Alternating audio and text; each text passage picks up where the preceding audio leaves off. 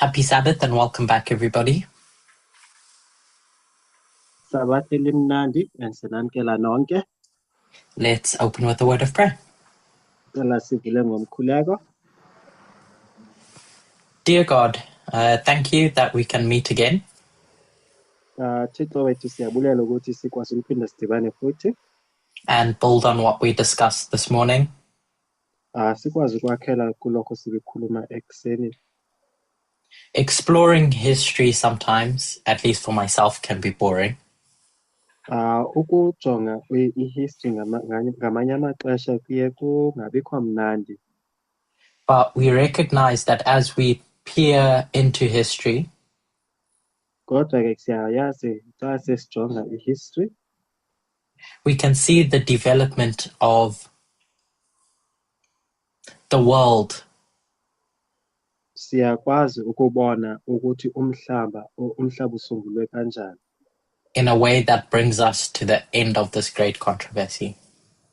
Apho kukwazeka khona ukuthi size ekupheleni kwale mfazwe ekhona phakathi kwakho nobuThixo. And so I pray that as we look into all these different topics, you can be with us, sustain us. Ndiyathandaza ukuthi njengesijonga ke ezi zihloko ezohlukeneyo cela uzube nathi usikhokhele. In Jesus' name I pray, amen. Ngegama likaYesu Kristu ndiyathandaza, amen. So this morning, we looked into Roman history. Namhlanje ekuseni sisajonga ke kumthetho wama-Roman. Specifically the history surrounding the breakup of the Western Roman Empire. Kakhulu xa sijonga ukwahlukana ke kwe-Western Rome. As it transitioned from having kingly authority centered in central power Kakhulu xa sijonga kumandla okuhola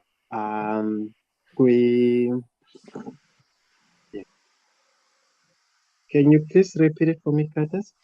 Sure. As kingly authority went from a centralized seat of power Njengasijonga ke ukubusa komntu oyedwa oyinkosi kuzosuka loo mandla lawo aya kwabanye. In head number 4 kwikhanda eli lesine, to what I described as a Roman framework. ukuthi isuke apho kwikhanda lesine and then kuya kwi-framework le yesihlanu, kwikhanda lesihlanu okanye with head number 5 ngekhanda lesihlanu, which are two different types of power. Ingamandla amabini ahlukeneyo ke lawo. And that change is what I suggested gives insight into why those crowns move. Lo nguquko ke ndiye ndathetha ukuthi ibonisa ukuthi kutheni imiqhele ishifta isuka apha isiya emaphondeni. From the head to the horns. Ukusuka entloko ya kwimpondo. One thing that we saw when we read those verses in Revelation 13 into esiye sayibona apha ngokusithethayo is that on the name of the heads is now the names of blasphemy. Into esiyibonileyo ukuthi phezu kwezintloko ke kukho amagama athukiselayo. So it goes from a crown isuka apha kumqhele to blasphemy. Ukuya kulamagama athukiselayo. So this head, whatever it represents, le ntloko kungakhathalisekile ukuthi imele ntoni, goes from having kingly authority in number 4 Xa sijonga ke apha kukho khona inkosi khona apha kulo mbuso wesine, to a characteristic that John identifies as the name of blasphemy. ukuya kule sisithombe okanye kulo mbono uJona athetha ngawo ukuthi ikhande linamagama athukiselayo kwenyamisa. Recent studies over the last 3 months or so, Kwizifundo ezike zaba khona kungekho kudala, we've explored the relationship between the sixth kingdom and the seventh kingdom as overlapping kingdoms. siye sabona ubudlelwane obuba khona phakathi kombuso owe-6 nalo we-7 sibone ukuthi iyadlulana. I want to try and demonstrate how that same framework operated with the fourth and the fifth. Ndifuna ke ukubonisa ukuthi kwayona le ndlela esiyibonayo apho kulo wesi-6 ne-7 siyakwazi nokubona kulo wesi-5 nalo wesi-4. In Adventism and in the movement, xa ujonga ke kwi-Adventism nalapha kule movement esikuyo, now our understanding of prophecy, ukuqonda kwethu kwesiprofita, we recognize that symbols can have more than one meaning. siyayazi ke isithombe siyakwazi ukuba ukusho into eyiningi ngesikhathi esisodwa. So this waymark of 538 can be understood in different ways of what it represents today. Le waymark lena siyayazi ukuthi iyakwazi ukusho into eyiningi kunalokho sikwaziyo. So me framing what I'm going to say next, I hope doesn't trip anyone up. Ukuthi mina ngizosho lokho engizokusho manje ngiyathemba ukuthi akekho umuntu ozodideka okanye ozowa ngalokho. So a principle that we learn in Nebuchadnezzar's vision in Daniel 2, umthetho sekelo osufundayo apha kulo mbono uDaniel awubonayo, is that there's a difference in a kingdom that is ruling and a kingdom that exists. Kukho umehluko okhona phakathi kombuso okhona nombuso onguwo ophethe. What I mean by that is that a kingdom needs to be created first and rise. Into engizama ukuyisho ukuthi umbuso fanele uqale wakhiwe and ukhule. And then it gets to a point where it can rule now, i.e. get dominion. Ukuthi ikwazi ukufika apho ikwazi uphatha khona ibe nendawo yayo apho ibusa khona. Sorry, not Daniel 2, Daniel chapter 7. Xa ujonga not uDaniel 2 kodwa xa ujonga uDaniel chapter 7. So in describing the various beasts, the commentary in Daniel 7 verse 12, xa sijonga ke i-commentary ekhona phangale ncwadi kaDaniel chapter 7 points out that beasts can have their dominion taken away, ibonisa ukuthi imibuso iyakwazi ukuba namandla okanye nokubusa kwayo isusiwe, but their lives prolonged. kodwa impilo zayo zisaphila zona zisekhona. So there's a difference between the life of a beast and its dominion. Kukhona ke umehluko phakathi kwempilo yesilwanyana nempilo yophathi. So I'm not going to trace the story of the rise of the fourth beast or kingdom. Angizutheta kakhulu ke ngomlando wokukhula kwalombuso lona wesine. I'm just going to say it started somewhere in the past.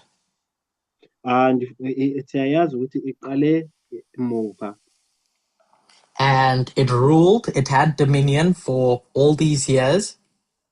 iye yakwazi uphatha yaba namandla wophatha yonke indawo for ixesha elithile. That form of a centralized seat of power Loo mandla lawo ebeqoqelene ndawoninye ibuswa ngumntu oyedwa until what we described in our first presentation, Western Rome collapsed. ukufikelela apho sithi khona iWestern Rome iyawa khona In 476, ngeli xesha ke laka 476, which I'm suggesting is the time when the Fourth Kingdom's dominion broke. ndifuna ukusho khona kulapho ndithi khona lo mbuso wesine khona wophuka khona Or ended, let me say it that okanye way. uphela khona. And its life is prolonged Impilo yayo iyaqhubeleka as it falls over time. njenge isiwa yona ekuhambeni kwexesha okanye kwesikhathi. But this story of the Fifth Kingdom Kodwa elibali lalo mbuso wesihlanu I'm going to suggest has its birth in the year 312 AD. ndifuna ukuthi ke izalwa ngalo nyaka ka-312.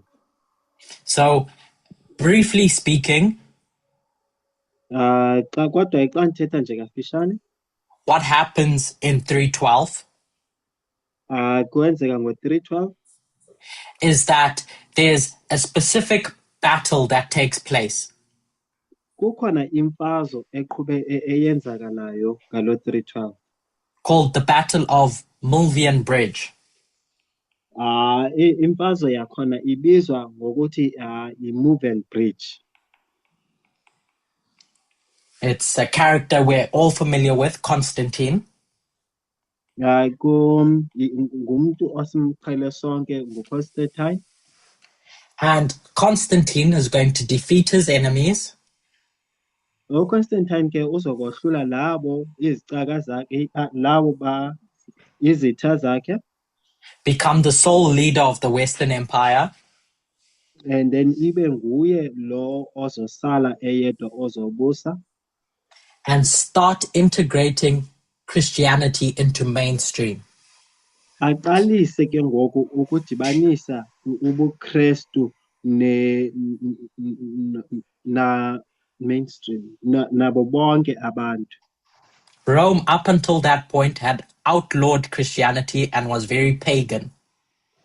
Ukufikelela ngelo xesha iRoma ibingafuni iChristianity ibe yingxenye yomphakathi, kodwa ibibeke bucala bezibiza abahedeni bona.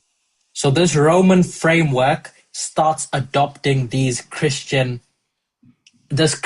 identity. Uqala apho ke sibona iRoma iqalisa ke izibandakanya nezobuKrestu. And that's what we see when we see that head being written with the names of blasphemy. Kulapho ke sibona le ntloko okanye elikhanda ke libhalwe ngalamagama athukiselayo. But that framework takes operational reality once Western Rome collapses.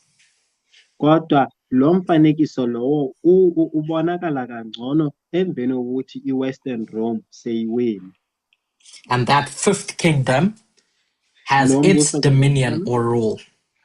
Lo mbuso wesihlanu ke siwubona apho ke uba nokuphatha kwayo nokuphatha kwayo. So when we talk about church and state, xa sithetha ke ibandla nombuso, or the relationship between the woman and the king, masithetha ngobudlelwane phakathi kwenkosi nalo wesifazana, we're talking about that Fifth Kingdom in the context of 538. sithetha ke ngobudlelwane obekhona ngo-538. In this story, that's where that relationship begins. Kulapho ke ubudlelwane buqala khona. we would call it fornication. siye sithi ke yi-fornication kukurhexeza ke lokho. Does that make sense? Ingabe lokho kuletha umqondo? So that head with the names of blasphemy Loo ntloko ke enamagama lana athukisela kathi represents the Christianization of the Roman framework. kusho ukuthi iKristi bubuKristu obungenayo But it's those yes. But it's those 10 horns that have the crowns, as we demonstrated earlier. Ngalama zezimpondo esiye sabonisa earlier ukuthi zizwe ziphethe. So, taking that, Ukuthatha lokho, I want us to see how when kingdoms rise and fall, ngifuna sibone ke ngoxa inkosi ziphakama zisiwa, there are periods when there is an overlap. Kukhona amaxesha apho zingangqamelani khona enye iyaqhubeleka ngoku enye isekhona. Where one kingdom is rising, another is ruling. Apho enye iphilayo, apho enye ikhulayo, enye iphilayo. And when another kingdom is falling, another kingdom is rising. Apho enye iwayo, apho enye ikhulayo khona. It's this repetitive cycle. Kukhona ke okuphindeka okwenzakalayo. Which in other studies has been demonstrated with the 6th and 7th kingdom. Kwezinye izifundo ke siye sabona kulombuso we-6 nalo-7. Does that make sense? Ingabe lokho kuletha umqondo?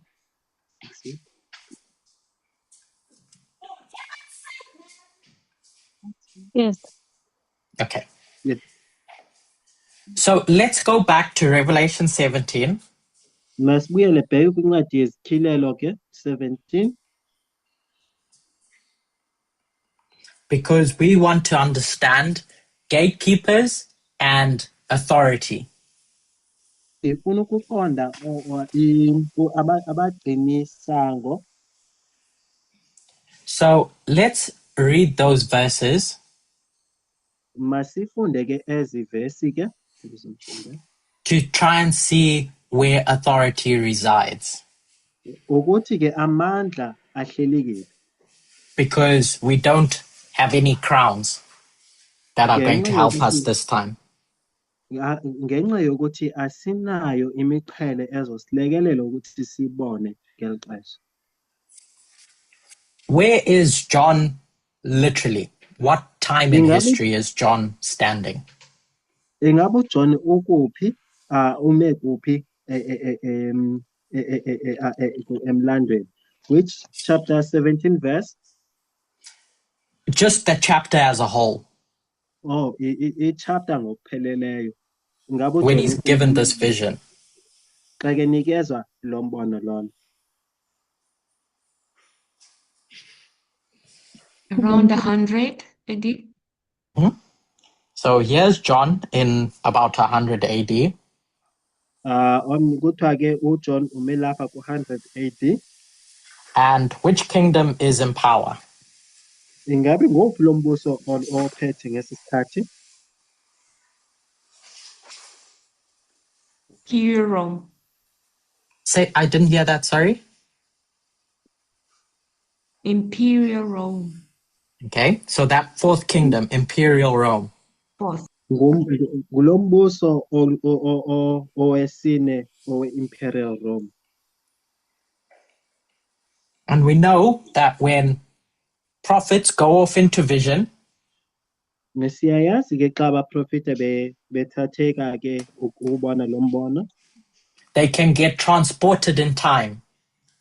Bayakwazi ukuthathwa basiwe exesheni elingaphambili.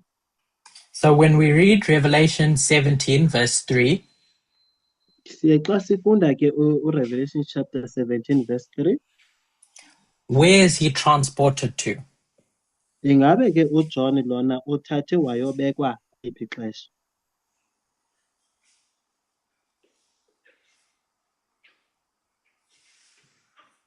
Um, 1260. 1798. So I had two answers, 1260 and 1798. Ndiveke impendulo ezimbini, u-1260 omnye uthe 1798. So we know that it's related to the 1260 because of the hints that we have there about the wilderness. Siyayazi ke ukuthi ke i-1260 ngenxa yeempawu ezi sizifumanayo apha kule vesi. But we can more precisely point out that he's on the borders of these two histories. Singasho ukuthi ungaphakathi kwale milando emibili. So here's John in vision in 1798. Nanku uJohn apha ngo-1798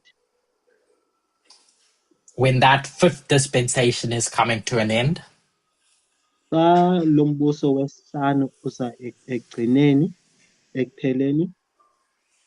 We can mark this as the sixth and this as the seventh. Singathi ke lo olandelayo ngowe-6 omnye ngowe-7. And he's taken back, he's taken to this period here in verse 3 and verse 4, verse 5. Ku-verse 3 no-4 no-5 siyambona uthethelwa mva kule xesha laka-1260 all the way up until verse 7. ukufika ufika ku-verse 7, and then he's given a riddle. and then anikezwe i-parable okanye umfanekiso. And this, I'm sure, has been explained by other teachers.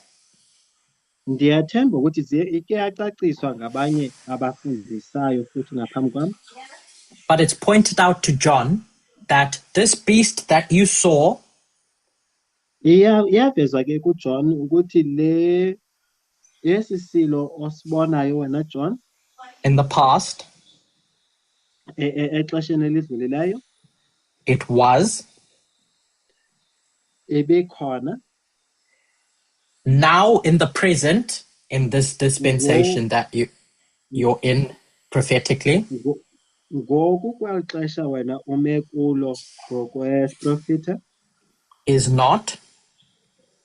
ayisekho, That's your present.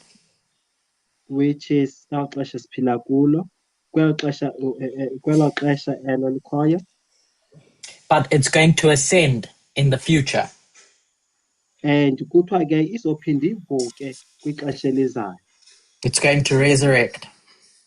Kuthiwa izophinda ivuke futhi. And we can line that up with our kingdoms, our heads. Singakwazi ke ukuthatha le nto le sibeke ecaleni okanye phambi kwale yamakhanda.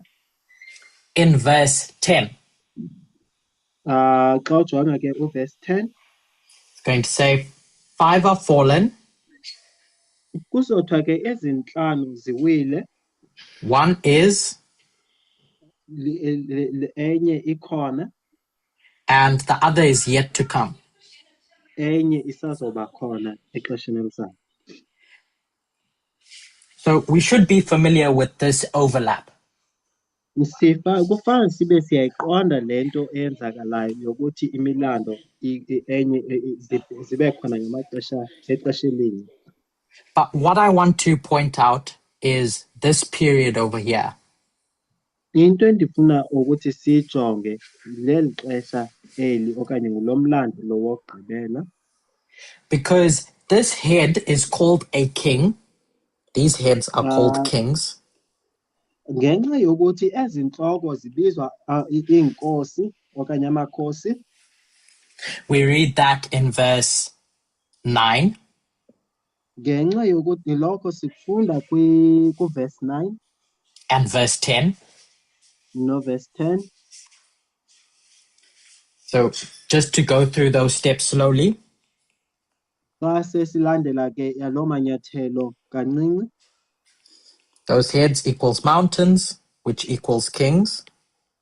Ezo nhloko zizintaba ezilingana nenkosi okanye amakhosi. And there's an overlap with this beast that's going to resurrect. Kuba khona ke ukudlulana okukhona nakule nkosi okanye kulo mbuso lona wokugcina. So what can we say this seventh king is going to become? Singathi ke le nkosi yokugcina izoba yini yona? That this sixth one is not. Le sithi yona lena eye-6 asiyo.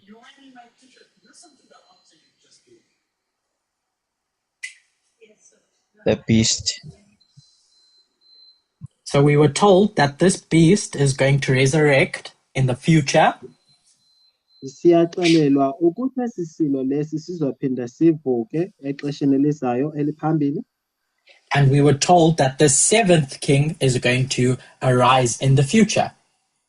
Siyaxelelwa ukuthi le yesikhombisa isazovuka exesha elizayo.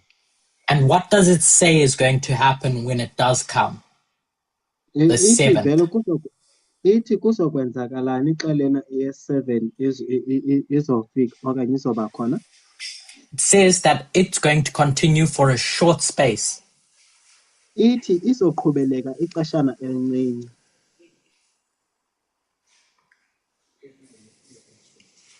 Are we together? Ngabe sisesonke? Here's your short space. Nali ke ixesha elincinci. That the seventh is going to exist for. Eli apho lena eye-7 izophila kulo ixesha elincinci. That it's going to have kingly authority, dominion. Apho izoba khona namandla wobukhosi. And in that same dispensation, Kwalapho kwelo xesha linye there's going to be a beast that arises. kuzoba khona inkosi evukayo.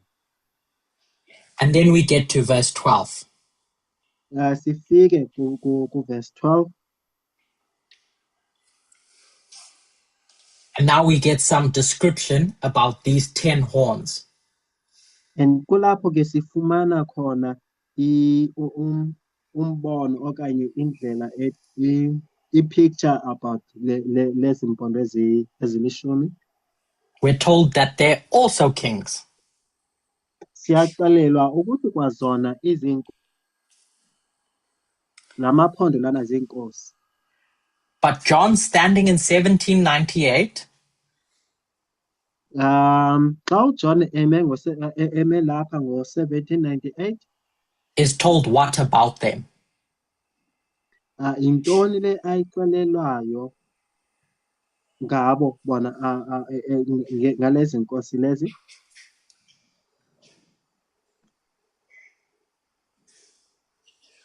What is John told about these 10 kings? But they're just gonna live. That they hadn't received the kingdom yet. So I'll take both those answers. Kuthiwa ke zizobusa kanye kanye and azikafumani ubukhosi bazo. Which is that they don't have a kingdom yet. Kusho ukuthi abakabi nobukhosi abafumene. Which is saying these 10 kings are going to get one in the future. Esho ukuthi ezinkosi lezi zisazofumana ubukhosi kwixesha elizayo. And they're going to get power as kings in the future. Bazofumana amandla kwixesha elizayo. Once this beast resurrects. Xa esi silo lesi sivuka. Does that make sense? Ingabe lokho kuletha umqondo?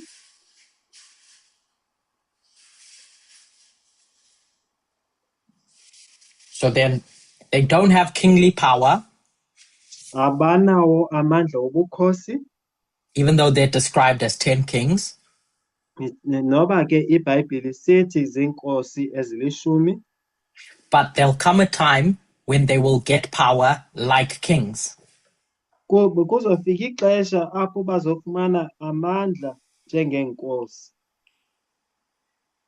And that kingly power that they receive, like kings, Loo mandla lawo abawafumanayo njengeenkosi is going to be in conjunction with the beast. kuzokwenzeka ngesikhathi esisodwa nesilo. Here's your 1 hour with the beast. Nansi ke ihora yakho eyodwa nesilo. That your 10 kings have kingly power. And ke nezinkosi zinamandla ngeso sikhathi leso. And then in verse 13, Xa ujonga ke uverse 13, we're told that they have one mind, siyaxelelwa ke ukuthi banengqondo efanayo, which they're a coalition of some sort. echaza ukuthi ikhona into abadibene ngayo. And all the power that they do have, Wonke lamandla abanawo, they pass on or they channel that power into the beast. lo mandla lawo bayawathatha bawadlulisele kwisilo. So the way it reads in English Indlela efundeka ngayo apha ke esilungwini is that they give their power and strength unto the beast. ithi ke banikeza ngamandla. So we have two options. Amandla wabo kwisilo sine options ezimbini. Either these 10 horns have kingly power, Ingabe ke ezinkosi lezi zinamandla wobukhosi, and they hand it over to the beast, so they don't have it anymore, they give it away. Bathathe lo mandla banawo bawadlulisele apha kwisilo, basibona ngoku bashiyeke bengenamandla. So power goes from point A to point B. Amandla ayasuka apha ku-point A aya ku-point B. From the hands of those 10 horns. Ukusuka apha kwiimpondo ezizilishumi. To the hands of the beast. Ukuya ezandleni ke zesilo. Or option 2. Okanye option lena yesibini. Is that this power and strength that these 10 horns have, amandla la ezinkosi okanye lezi mpondo ezilishumi zinawo, remains in the hands of these 10 horns, ayaqhubeleka ahlale apha ezandleni zawo, and it gets put to use, and then asetshenziswe ke to help the beast, ukulekelela okanye ukuncedisa isilo, in a relationship type manner. Xa sijonga ke ngobudlelwane. Do the two options and the distinction between the two options make sense? Ingabe ke ezi options eziyi-2 ziletha umqondo? If they do, Yes. which option do you think it is? So Themba, you said yes. So let me know your thoughts. Themba, uthe ewe, ngabe ke yeyiphi ke khawuchaze umbono wakho? Don't be shy. The second one. Okay, so Themba said that this power ends up getting channeled into the beast. Uthi ke le yesibini apho amandla adluliselwayo esilweni. In collaboration with the beast. Besebenzisana nesilo. As opposed to a yielding of power. Than ukuthi bona banikezale ngamandla wabo. Anyone else have any thoughts? Ingabe ukhona omnye onembono ohlukile? This tick, by the way, was for one person's opinion. It wasn't that's what the answer is. Le tiki le isho ukuthi ngumuntu oyedwa ophendulile. Abanye bathini?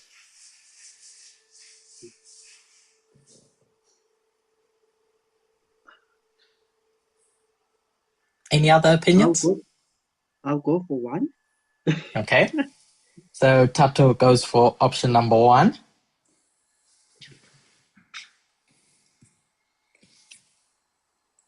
You can translate. Oh, uThatho ke yena ke uhambiselana naleyo kuqala. Which is that these 10 horns have power and they yield it over to the beast. They give away their power. Lezi mpondo ezilishumi zinamandla kodwa zivele zinikezele ngamandla wazo kwesisilo. Tato, why do you go for that option? Hey, because I'm translating. Hey, now I must be translating and thinking all at the same time. But I think there is just the example that I can give. Okay, it's just like when a new authority or a new power or a new ruler is in the area, they will automatically you relinquish your power so that he can be the one who gives all the shots. So into endingayithetha ukuthi lona into exesheni elinintsi eyenzakalayo ukuthi abantu xa khona umuntu omtsha ozophatha indawo exesheni elininzi kuye kube khona abantu abanikezelana ngalawo mandla abasuke bona benawo ukuthi lowo ibe nguye lo ophathayo. So what Tato has explained le nto uThatho agqibuyichaza is that these 10 horns hold authority up until a point. Lezi mpondo ezilishumi zibamba amandla ukufikelela exesheni elithile. And they yield way for this other entity, what we call the beast. Banikezele ke ngamandla wawo kule entity lena okanye kwesisilo. To get authority. Ukuthi azokwazi ufumana amandla. Did I understand you correctly? Yes, you did understand me correctly. Yes. So, I'll share my opinion. Okay, ke ndizonikezana ngombono wami. Which is not to say that the other opinion is unreasonable. Ndingasho ukuthi ezinye leminye imibono ayisiyo okanye ayivakali. This is just my understanding, my opinion of what's going on. Le ndlela mina ndibona ngayo ukuthi into zenzeka ngayo. Is that we're specifically told siyasaxelelwa ukuthi that this entity, a head/beast, siyasaxelelwa ukuthi inhloko slash isilo is a king. Yinkosi.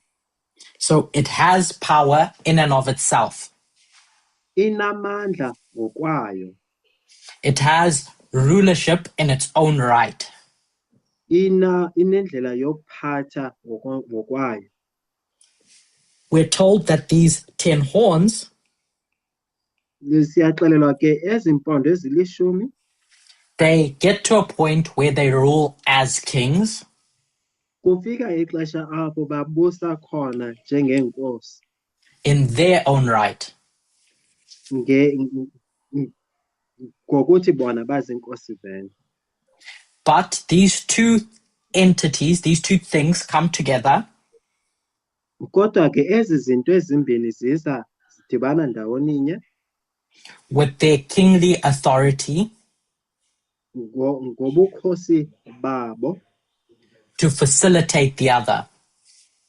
Ukuthi bakwazi ukuncedisa okanye uhambisa enye. So to facilitate the beast's kingly authority. Ukuthi bakwazi ukuhambisa ukubusa kwesilo.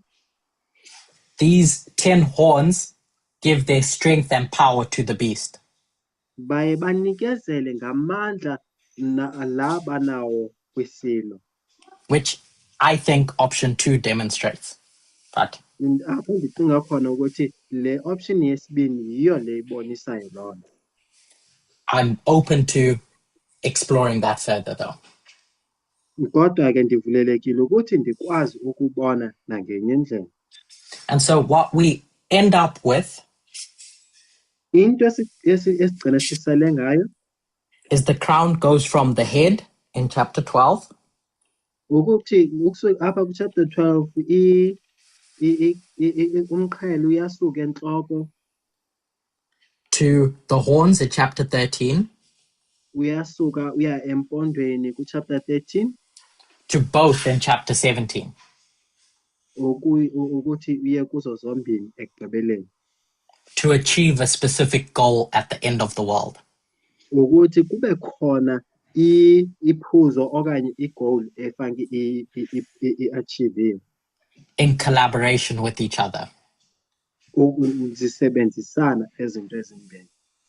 So with that in mind, ngalokho emqondweni, in other studies, other teachers have demonstrated apho abanye abafundisi beveza khona that this head that we defined earlier as a political institution with power le ntloko esiye sayibonisa njenge-institution enamandla in present day is represented by the Oval Office. Kweli xesha sikulo sithi ke imelwe yi-Oval Office. The presidency. Apho i-presidents, isihlalo sobu-president. In the USA. eMelika. When we spoke about Rome and what it meant and the power that it had, ngoku sibithetha ngeRoma ukuthi imeleni nokuthi ibithetha uthini emhlabeni. Similarly, if we were to consider the various political institutions in a country, ngendlela efanayo esingakwazi ukubona institutions kweli lizwe sikulo, the presidency is where most of the power that's needed to rule is concentrated. Kulapho amandla amaninzi asuke ejongwe khona okanye akhoyo. Whether it's as commander-in-chief of the military, ukuthi yena ungumholi wamasosha, or the ability to shape the judiciary, ukuthi yena uyakwazi ukuguqula ukutshintsha ama-judiciary, or the symbolic representation that the country has in terms of foreign policy. Kubonakala nakwindlela abahambiselana ngayo namanye okanye bahwebelana ngayo namanye amazwe. The president is the singular face of American power internationally.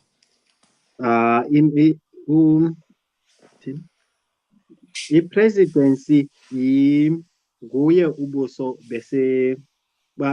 basemelika mhlaba jikelele. So if we consider this as the thing that your bad woman wants access to, sijonga ke ukuthi yiyo lento embi efunwa ngulo wesifazana. I'm drawing this as a chair to represent the presidency. Ndidweba lokhu ke isihlalo lesi ukubonisa ukuthi simele i-presidency. In past studies, I've tried to explain why political parties in modern day politics kwixesha elidlule ndiye ndalinga ukuthi ndibonise ukuthi kutheni amaqembu lana wezepolitiki kweli xesha esiphila kulo function as gatekeepers of the presidency. Ukutheni besebenza njengabagcini msango to ensure that people with bad ideas don't end up with the power of the presidency in their hands. Ukuqinisa ukuthi abantu abanemicabango banendlela ebonayo engafanele ukuthi bagcine bephethe ubuholi bobu-president. And the relationship that these political parties have with the presidency ubudlelwane that aba bantu banabo nobu-president means that when you get an election cycle, awufika-ke kwixesha le-elections where you end up with what we call a trifecta, apho sigcina kuba khona inhlangothi ezintathu ebizwa ngoku-trisector, which means that one of the major political parties controls all three branches of government. Apho ke enye yazo ekwazi ukucontrola zontathu ezingxenye zobuhulumeni. That party ends up functioning as a king. Lo party leyo igcina ihamba okanye iziphatha okwenkosi. So they're not kings in the truest sense, ayizonkosi ngokupheleleyo, but they function as kings. Kodwa bayenze okanye basebenze njengeenkosi.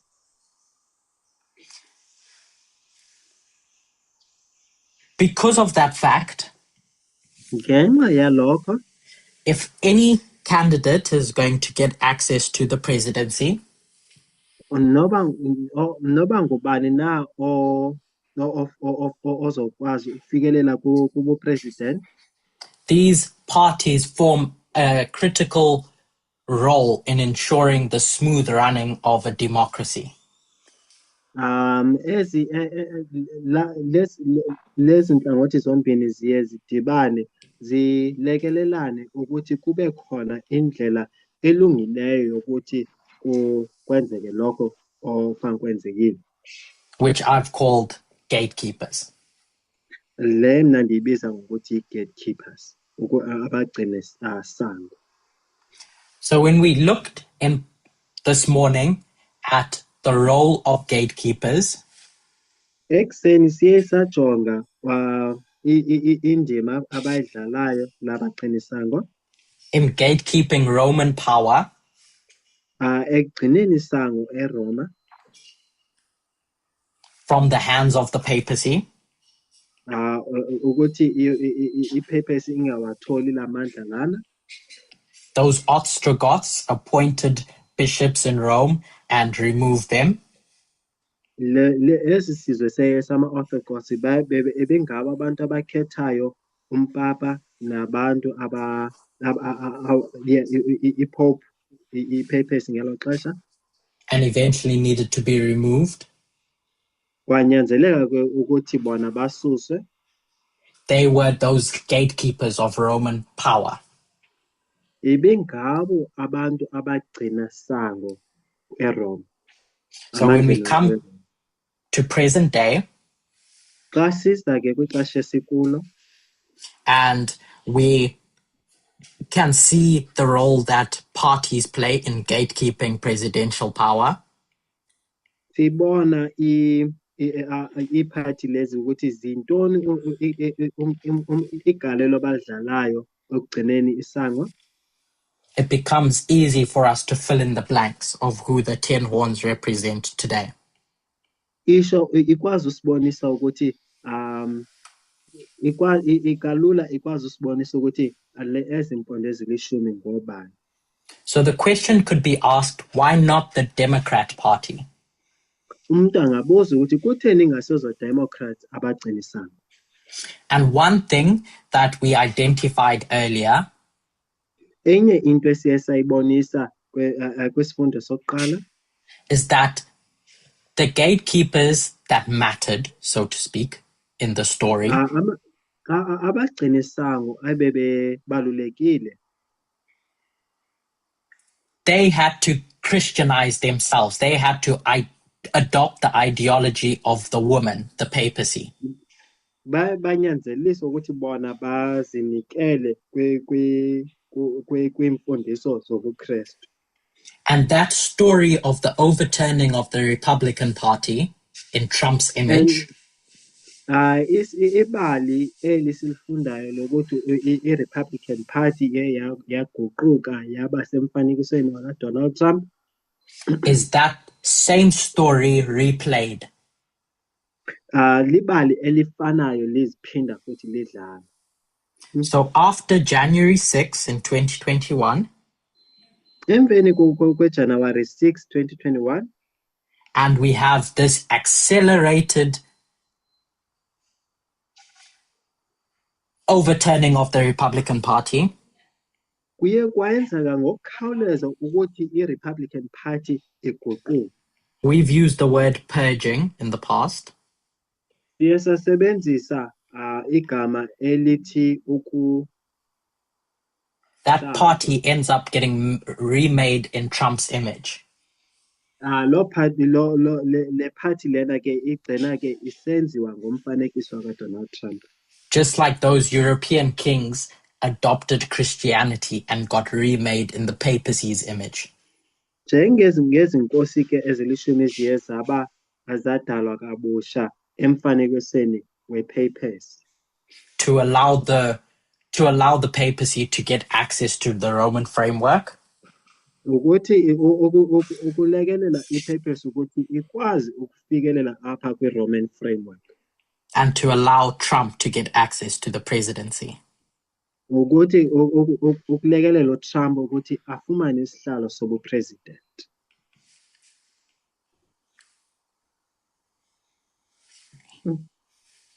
So I just want to move this, sorry. I'm going to go through the story from 1989 to present slowly. So ndizothatha elibali ke elisuka ku-1989 kufika ngelo xesha langoku singangxamanga. Sorry, Tato, did you want to ask a question? Yes, I wanted just to a clarification. So without the Republican Party allowing Donald Trump to be the president, we would not see the development of the Seventh Kingdom. Do you want to translate that? Ngaphandle kwe-Republican Party sibuzobona yini ukuphatha okanye ukusungulwa kwalo mbuso wesikhombisa wesi-7. So I'll try to answer that in this next section, in this closing section. Ndizozama ukuphendula lokho kule ndawo endizofika kuyo elandelayo. But one thing to keep in mind as we start to answer that question Into efanele siyibeke emqondweni njengesilingo ukuphendula lo mbuzo is that the Fifth Kingdom started ruling before we'll say that important waymark of 538. Lo mbuso wesi-5 uqale wabusa phambi kwexesha laka-538 elibalulekileyo. So if we go... So Tato's question Umbuzo lona kaThato ke is in relationship to the overlap between the 6th and the 7th kingdom. Uphathelana ke nokudlulana ne-overlap lena ebakhona kulo wesi-6 nalo wesi-7 umbuso. The difference that we highlighted between 4 and 5 umehluko siye sawubonisa phakathi kwalo wesi-5 nalona wesi-4 was that it goes from imperial Rome, a centralized seat of power, ukuthi isuka kumbuso okanye kumandla aqoqelene kumuntu oyedwa to a Roman framework in Rome Part B. Ukuya kwi-Rome Part B, the Roman framework. So now we want to understand what the difference is between the 6th and the 7th kingdom, USA Part A and USA Part B. So far sijonge ke i-USA eyokuqala i-USA yesibili. And it's not, in my opinion, at least, it's not as straightforward as saying imperial to framework in the same way. Ayikho lula njengale yokuthi sithi imperial ukuya kwi-framework.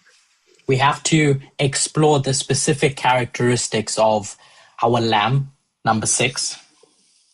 Fanga kahle sifunde kakhulu sibone ukuthi lo mbuso we-6 osithi yimvana. And what happens when that 6th kingdom collapses or gets broken up. Kwenzakalani kulo mbuso lona we-6 lo ophukayo okanye ophelayo? So in the last few minutes, I'm going to try and go through that history. Kule mizuzu emincinci eseleyo ndifuna ukulandela okanye ukubonisa le nto enzakalayo. But it's been explained in other presentations as well. Kodwa ke iyacaciswa kwezinye izifundo ezenziwayo.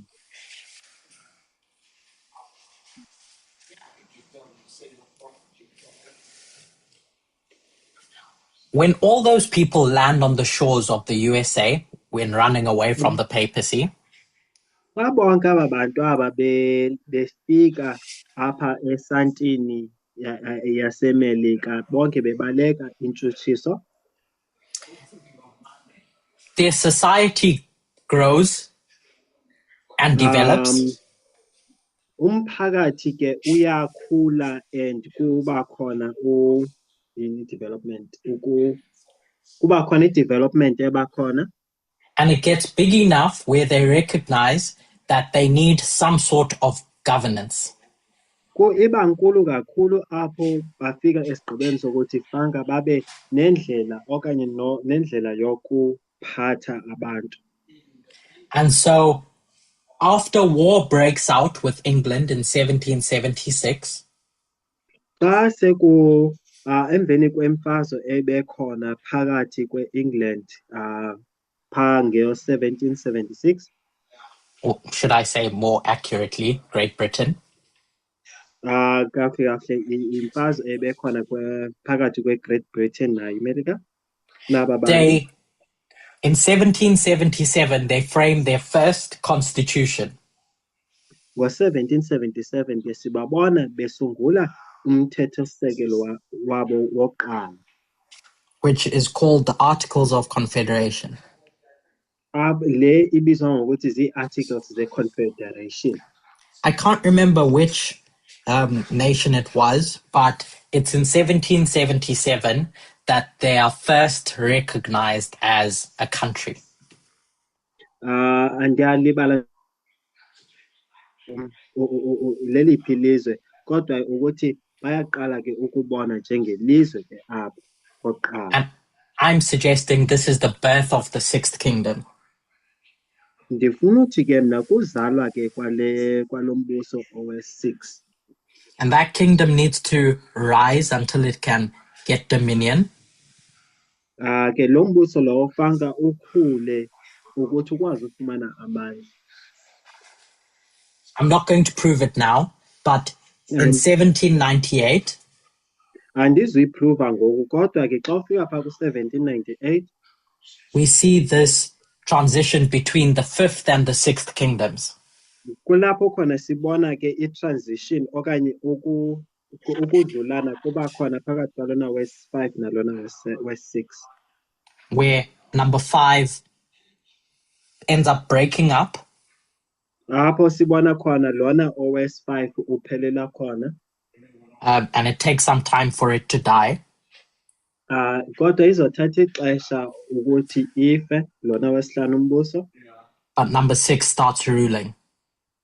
Kodwa lona owes-6 ke uyaqhubeleka uyaqala ke ukubusa. And when they create that seat of power in the USA under the 6th kingdom, ukuphatha kwe-USA phantsi kwalo mbuso lona wes-6, the presidency that they create is a restrained presidency. upresidency ophathayo ngupresidenti oqhoboshiweyo okanye oboshiweyo ongenamandla. So it has all this kingly authority, it has power, Unawo wonke lamandla lana, but it's restrained. There's shackles around that power. kodwa ke kuloo mandla lawo abotshiwe loo mandla lawo. And it's shackled because they recognize that access to too much power leads to disaster. Ibotshiwe ngenxa yokuthi amandla amaninzi akhokhele enkingeni okanye engxakini. But it comes about through compromise. Some people wanted a king with full power and some people didn't want a king because they saw what happened in Europe. Loo nto leyo ize ngenxa yokuthi abanye baye bayekethisa ukuthi ke abanye befuna inkosi enamandla apheleleyo, abanye besaba ukuthi kube khona inkosi eyamandla apheleleyo ngenxa yalokho kwenzeke kweBritain.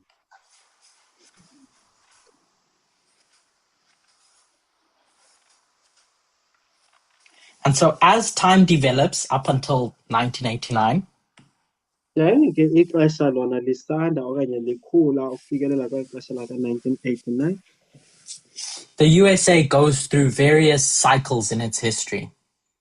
i-USA ke kuba khona uguquko oluba khona empilweni yabo. The USSR falls in 1989.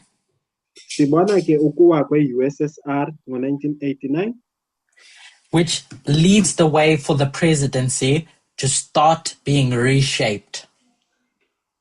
apho ikhokhela ukuthi i-presidency ibe khona ushintsho oluba khona. And the Seventh Kingdom's foundations start being laid. I-foundation ke zalo mbuso we-7 ke siwubona usungulwa khona lapho. These restraints start becoming undone. Sibona ke amandla lana beboshiwe eqaliswa ngoku ekhululwa. Because various crises end up happening in the world, whether it's 9/11, Ngenxa yokuthi kuba khona izinto ezenzakalayo ezenza ukuthi lamandla lana ayeke uqhoboshwa. Ngabe ngo-9/11 or the financial crash in 2008, okanye ukuwa kwezezimali ngo-2008, or COVID that reshapes the world in 2020. okanye i-COVID lena etshintsha umhlaba ngo-2020.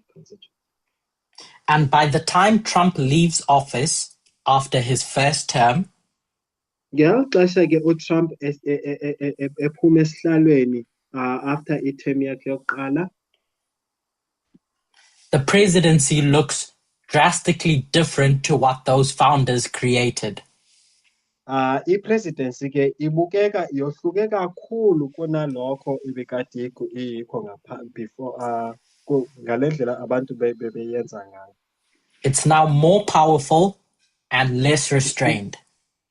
Sibona inamandla amaninzi kungekho mandla aboshiweyo. And so I think it was in South Africa, actually, in October. Ndiyacinga ukuthi kubo lapha eSouth Africa, studies were done reviewing the last president. Kukhona izifundo eziye zenziwa ezibibonisa inkosi yokugcina okanye ipresident yokugcina. Curtis, Linda will just interpret for some time. I'm coming back. Sure.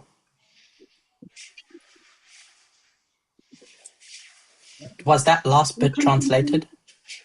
You can continue, yes.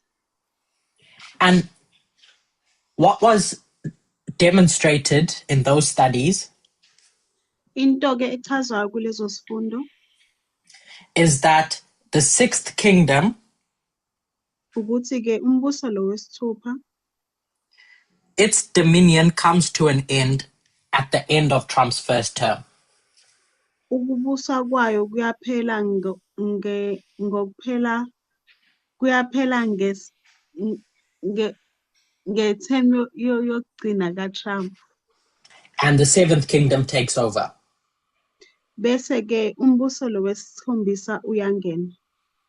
But just like every kingdom before it, Njengeminye-ke imbuso ephambi kwayo, before it apostatizes or turns to the dark side, ngaphambi kokuthi-ke ingene kwiside elimnyama, it starts off good.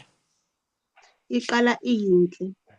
So even though this throne or this seat of power looks different, Noma ngathiwa-ke lesi sihlalo salombuso sibukeka sihlukile, it's more powerful sinamandla amakhulu. in the context of the relationship with the woman. There's no bad woman using it.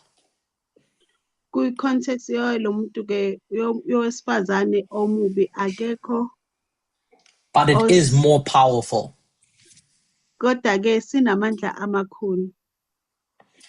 2021, something dramatic happens. Ngo-2021-ke kunesigameko esenzakalile. What we recognize in January 6. Yini-ke esiyikhumbulayo ngoJanuary 6? That breaks the camel's back of this presidency. Okwaletha-ke ushintsho kule presidency. I think that's the saying.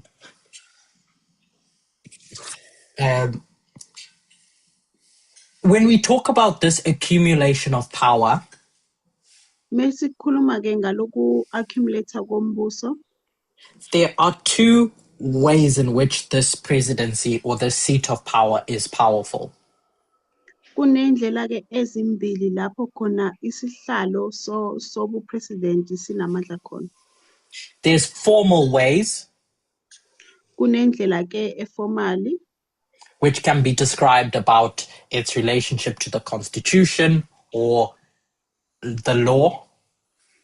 okuyinto-ke ebandakanyisana ne-constitution okanye nomthetho, Which for the most part is what's been described in past presentations. okuyinto-ke eke yachazwa kuma-presentation adlule, Whether it's in 2001, where the presidency gets all these war powers, ukuthi-ke ingabe u-2001 lapho khona u-president ethola wonke amandla, or in its use of executive orders, okanye i-executive orders. but a more, if I can say the word, insidious type of power, a more covert type of power, okanye amandla ongafanele ukuthi awathole, that not easily recognized, if I could say it like that, okungelula ukuthi-ke engabonakala. is this informal or soft power. Lo mbuso lona-ke esiwubuza ngokuthi-ke awukho formal. And this type of authority is grounded politically. Lo mbuso-ke lona-ke isisekelo sawo-ke ipolitiki. In terms of how loyal parties are to the presidency, Ukuthi-ke amaphathi-ke athembeke kangakanani kuhulumeni, or kumongameli.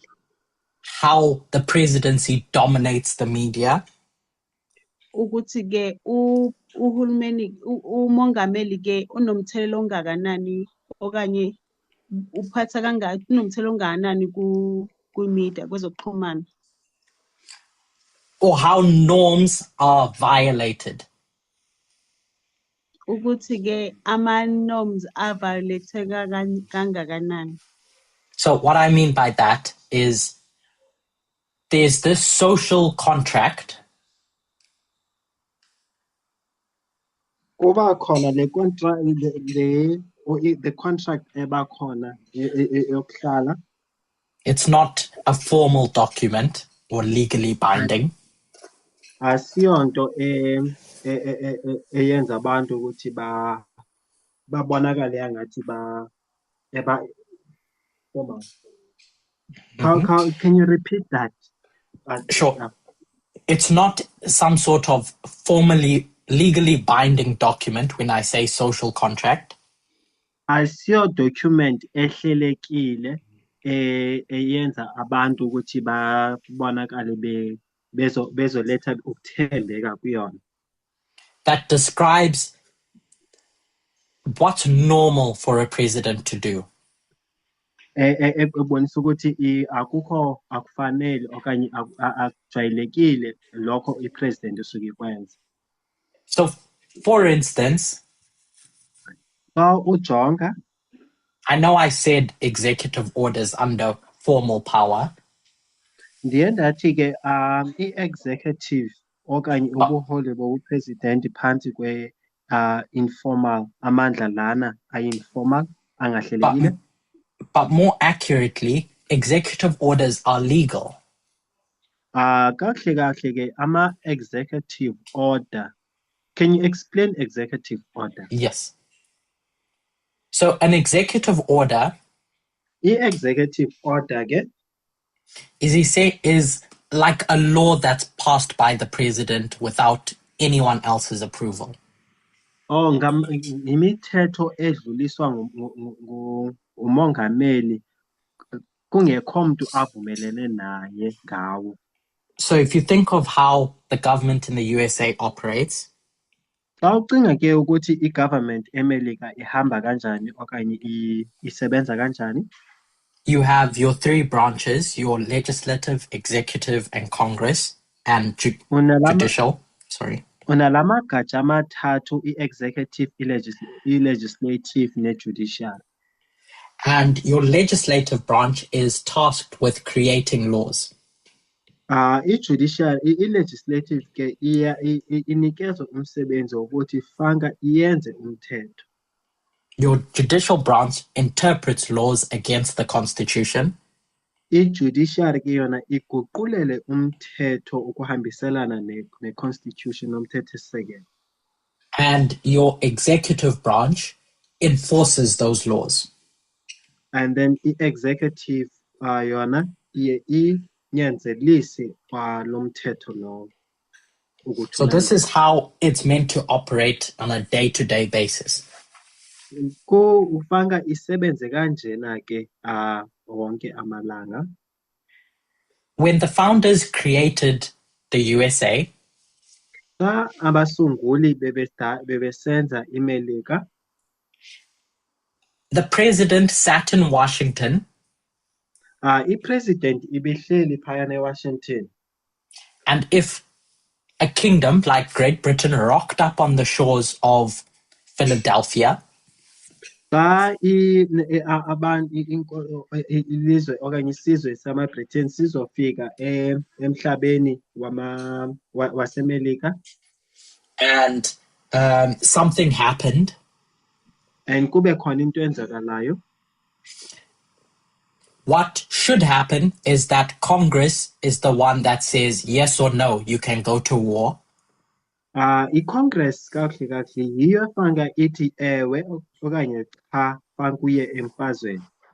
But because of the distance between everyone and there were no telephones, there was no internet, ngenxa ye-distance phakathi kwabo kungekho phone, kungekho indlela yokuthi bangaxhumana, they said, okay, the presidency can have access to powers bathi ke hayi i-president ingakwazi ukuthi ibe nawo amandla where it can do stuff without having to ask anyone.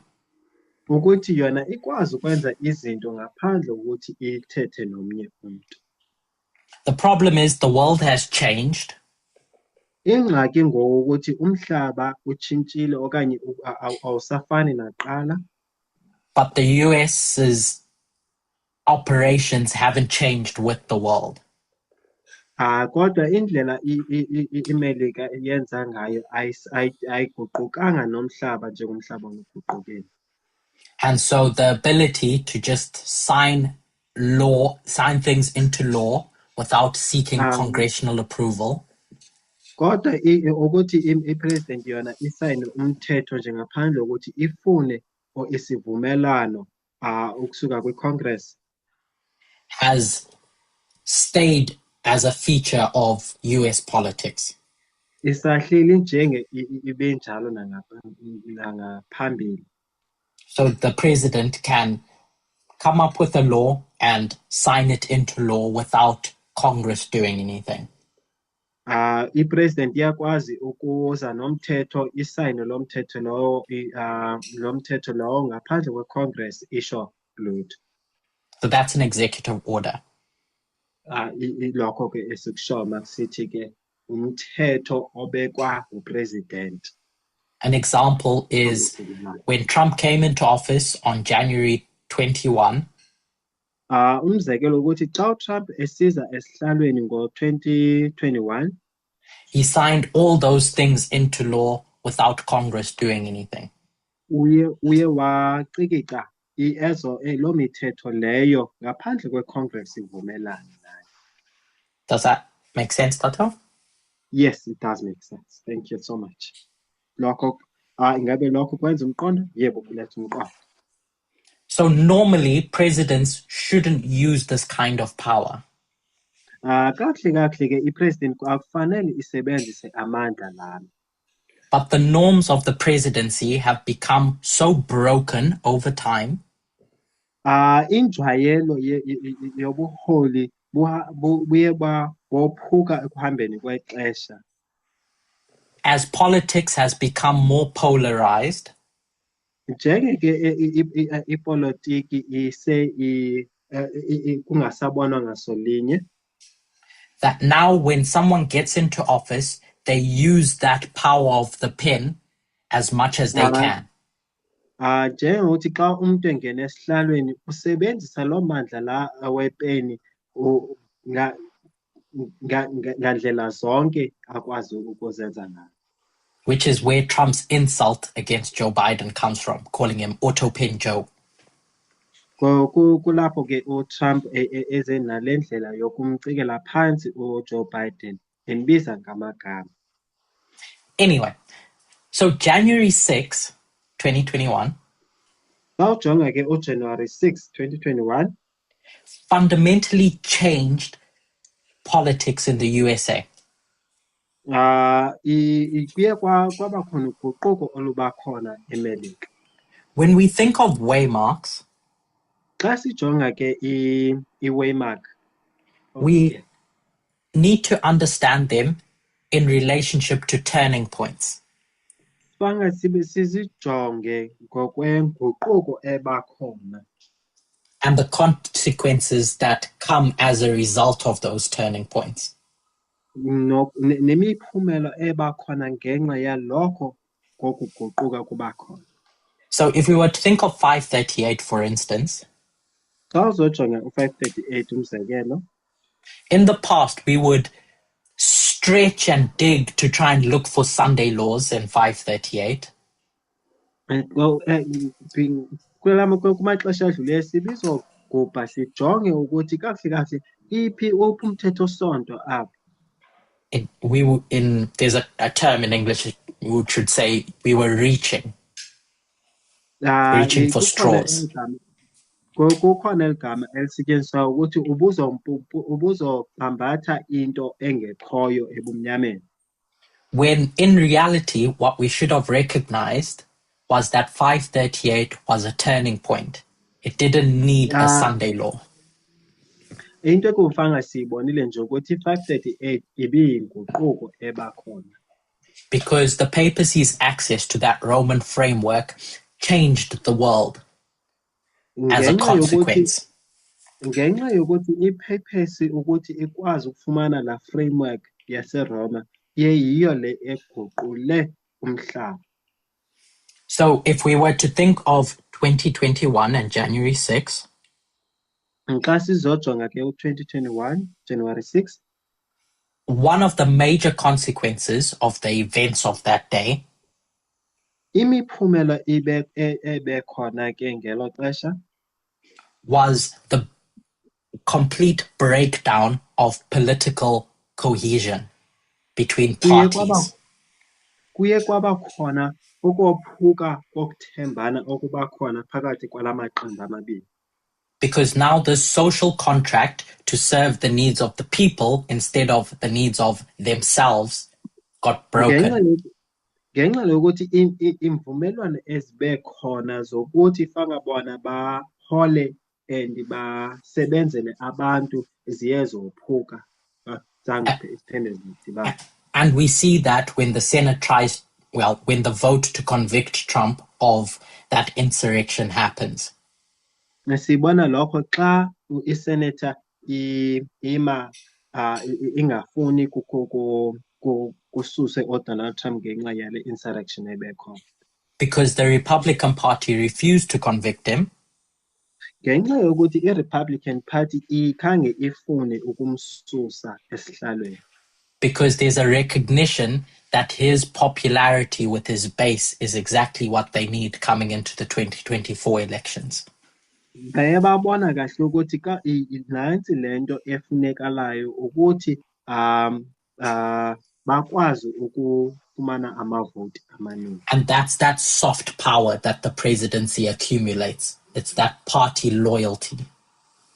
Ile ngalamandla athambileyo la siwabona afunyanwa ile presidency ukuthembakala kubuholi. I want to close with 2024. Ndifuna uvala ke ngo-2024. As our studies have led up to understanding the Sunday law. Njengezifundo zethu ziye zaholela ukuthi sikwazi ukuqonda uSunday law. We have three entities. Sinezinto ezintathu. Our woman, Trump. Sinalo lo wesifazane osithi uTrump. Our head, the presidency. Ikhanda or inhloko esithi presidency. And our 10 horns, the gatekeepers, which is the Republican Party. Impondo ezilishumi esithi ngabagcinisango ama-Republican Party. All coming together in July 2024. Sibabona ke baba yinto eyodwa ngo-July 2024. In that story of the accumulation of power from 1989 till 2024, kwebali sibithetha ngalo lokhu uqokelelwa kwamandla ukusuka ngo-1989 ukufika ngo-2024, which is the story of the rise of the Seventh Kingdom, apho sithetha khona ukuthi libali lokukhula kwalombuso lona we-7, and then its spiritual fall at the Sunday law, nokuwa kwayo usukela ukuwa kwayo esimoyeni apha kusukela ngo-2024. An ideology that had been running in the background kuba khona lo mcabango okanye le ideology ebilokhu ikhona apha emva is formally called the Unitary Executive something. Ibizwa ngokudibana kwe-unitary executive theory. Ibizwa ngokudibana kwe-executive theory, which essentially posits that the presidency has to be the most powerful institution in the nation. Echaza ukuthi kahle kahle ipresident ifanele ibe nguye umuntu onamandla kuna wonke umuntu eMelika okanye emhlabeni, and cannot be checked by independent agencies that are unelected. Ngokuthi akakwazi ukuthi ajongwe nokuthi akhalinyelwe ngabanye abantu. So this political theory has been shaping the presidency over time.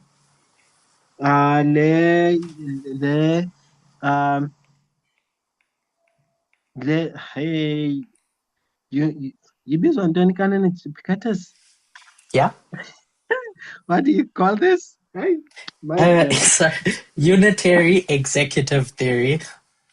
the unitary executive theory Sure. Has been shaping the accumulation of power in the presidency for all these years.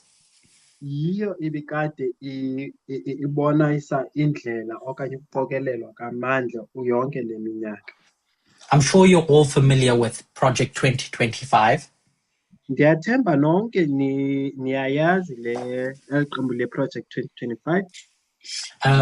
Other teachers have done studies on Project 2025. Siyayazi ukuthi bakhona abantu ababeke bafundisa nge-Project 2025. Which is a blueprint of what a president would do once they get into office, a conservative president. Into ebonisayo ukuthi i-president ye-conservative izofika yenzeni yona xa ifika esihlalweni. To reshape the presidency. Ukuguqula, ukutshintsha ubuhulumeni. And one of the main pillars of that framework or agenda enye yezinto eyophula ezo zinto is essentially that the presidency needed to be more powerful. into ukuthi i-president ifanele ibe namandla. It needed to have stronger presidential power. Kufanele ibe nobupresident obunamandla obungaphikiswa. So because of time, Ngenxa yexesha ke, I'm just going to summarize the topic of the Republican platform. I-topic okanye isihloko se-Republican platform. Because we get insights from that Republican platform. Ngenxa yokuthi sifumana ukuthi yini lebathetha ngayo apho kulo platform yabo. That align with this idea of desiring a stronger presidency. Le esibonisa ukuthi kahle balangazelela i-president enamandla. So each time an election cycle comes about every 4 years, Xa yonke le minyaka xa 4 years ifika nje kuba khona i-president ebakhona. These parties create a pamphlet with their key agendas. Kukho lento i-party eyibekayo kwezi pamphlets zabo ebonisayo. So voters could see what their beliefs are for the term that they're campaigning for. Ukuthi abantu ukuthi babonise ukuthi abantu bakholelwa kwintoni kweli xesha basuke bevote. In 2024 it was remade. Nge-2024 ke kube khona inguquko eyenziwe. Remade in Trump's image. Yenziwe ngokomfanekiso kaDonald Trump. But a key element that was reshaped in that party platform Into ebucayi eyayenziwa kulo party leyo was that the presidency needed to be stronger to deal with all the problems in the world. Bathi kunyanzelekile ukuthi i-president ibe namandla ukuthi ikwazi ukudila neengxaki ezikhona apha emhlabeni. So the Republican platform, the Republican Party wanted a stronger presidency. Iqembu le-Republicans ke bebefuna ke u-president onamandla. In conjunction with these two schools of thought that we've touched on. Okuhambiselana ke nale micabango emibini okanye kwezikolo ezi zimbini zokucabanga. And Trump needs access to this stronger presidency to achieve his goals.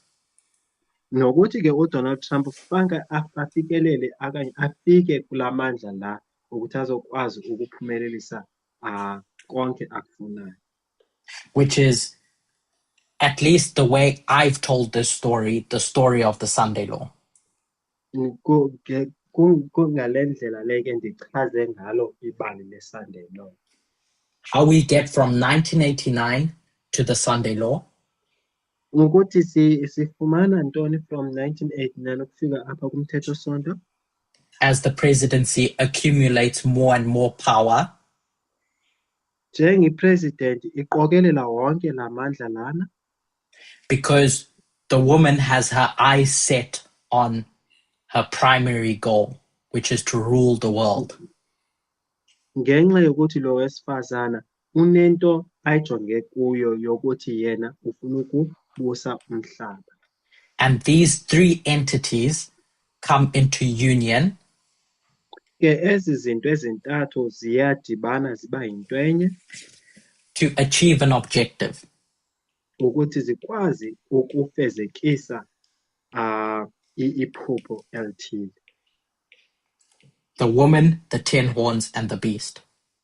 Owesifazana isilo neempondo ezilishumi, Which I'm suggesting is what we've termed in the past the threefold union. ilokho sike sakhuluma ngakho esikhathini esidlule sithi ke i-threefold union. So because of time, I can't go into more detail. Ngenxa yexesha ke andikwazi ukungena kabanzi kulokho, But the objective of my studies today,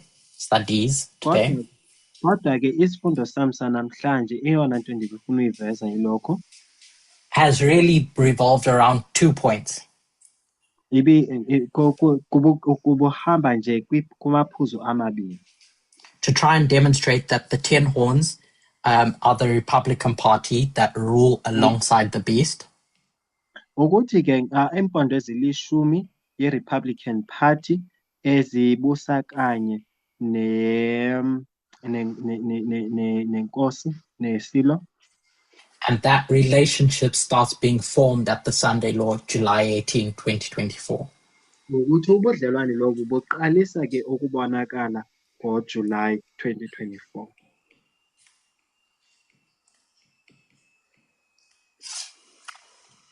So that brings us to the end of my studies for today, at least. No, lokho kundiletha ke kwisifundo sami sokugcina ke kwixesha lami lokugcina. I'll ask the facilitator if we can close this meeting and then start another recording for a Q&A.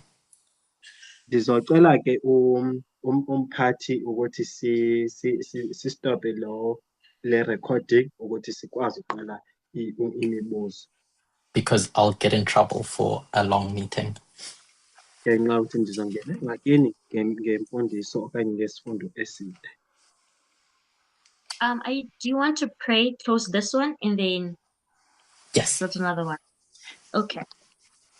Okay. Sizothandaza and then kuqala esinye ke. Dear God, thank you that we've been able to continue studying together. Thixo wami siyabulela kakhulu ukuthi siye saqhubeleka ukufunda ndawonye. While I've shared my thoughts at least, Njengamna ndibilekelela ngemicabango yami. I recognize that we work in a system of collaboration where thoughts can be shared and debated. Ndiyayazi ukuthi sisebenza apho sikwazi ukwabelana khona ngemicabango. And so I welcome the input of your workers. And nami ndiyamkela abo bazokwazi ukulekelela nabo ngemibono yabo. I pray this in Jesus' name. Amen. Ndithandaza konke okunika amandla Yesu. Amen.